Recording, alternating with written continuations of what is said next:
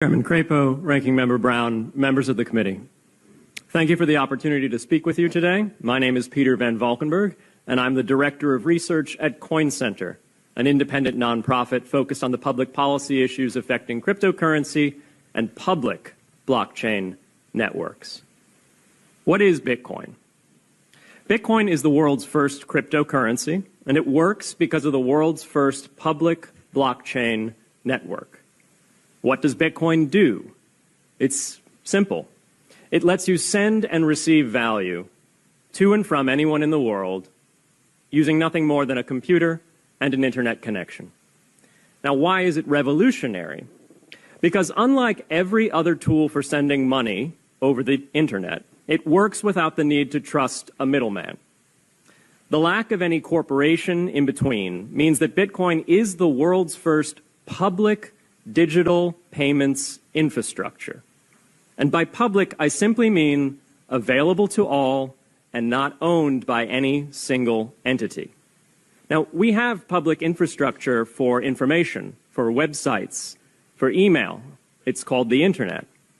But the only public payments infrastructure that we have is cash, as in paper money. And it only works in face-to-face transactions. Before Bitcoin, if you wanted to pay someone remotely over the phone or the internet, then you could not use public infrastructure. You would rely on a private bank to open their books and add a ledger entry that debits you and credits the person you're paying. And if you both don't use the same bank, well, then there'll be multiple banks and multiple ledger entries in between.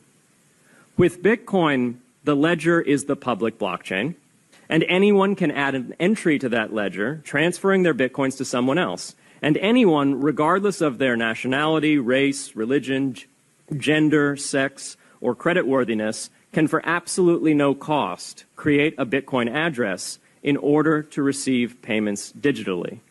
Bitcoin is the world's first globally accessible public money. Is it perfect? No. Neither was email when it was invented in 1972. Bitcoin's not the best money on every margin. It's not yet accepted everywhere. It's not used often to quote prices, and it's not always a stable store of value. But it is working, and the mere fact that it works without trusted intermediaries is amazing. It's a computer science breakthrough, and it will be as significant for freedom, prosperity, and human flourishing as the birth of the internet. And Bitcoin is just the beginning. If we can replace private payments infrastructure, then we can replace other private choke points to human interaction as well. Now, why should we want to build more public infrastructure? Why should we embrace blockchains over corporate intermediaries? Why should we tolerate their inefficiencies and work to make them better?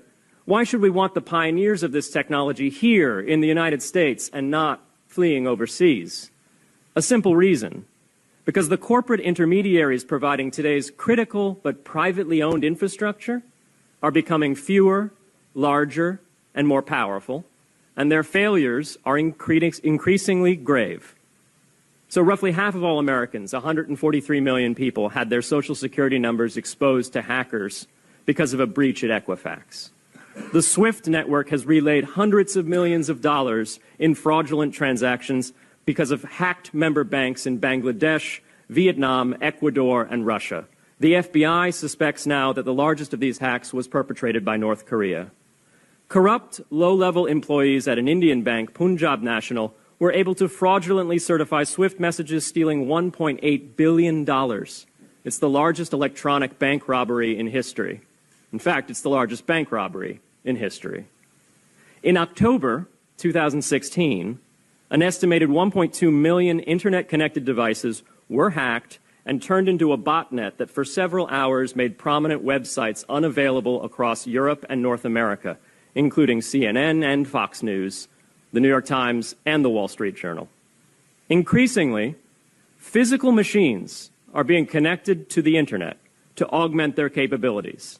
They're wired through servers that are owned and maintained by private and trusted intermediaries, the so-called Internet of Things. Pacemakers from St. Jude's Hospital have been hacked. Baby monitors from TrendNet have been hacked. And Jeeps from Jeep have been hacked to the point where they can be remotely commandeered and driven off the road. Now, those vulnerabilities are inescapable in systems that have single points of failure. It doesn't matter if the point of failure is a corporation or if it's a government. There shouldn't be a single point of failure. Similar choke points existed before the internet. If you wanted to deliver a message, you'd have to go through one of 3 television broadcasters or a handful of newspapers. Private corporations are essential, but no critical infrastructure should rely on 1 or 2. The internet removed single points of failure in communications infrastructure and ushered in a wave of competition among new media corporations building on top of its public rails. Blockchains can similarly disintermediate critical payments and IoT infrastructure. The technology is not yet ready to answer all of those questions today, but it is our best hope. And as with the internet in the 1990s, we need a light-touch, pro-innovation policy to ensure that these innovations flourish in America for the benefit and security of all Americans.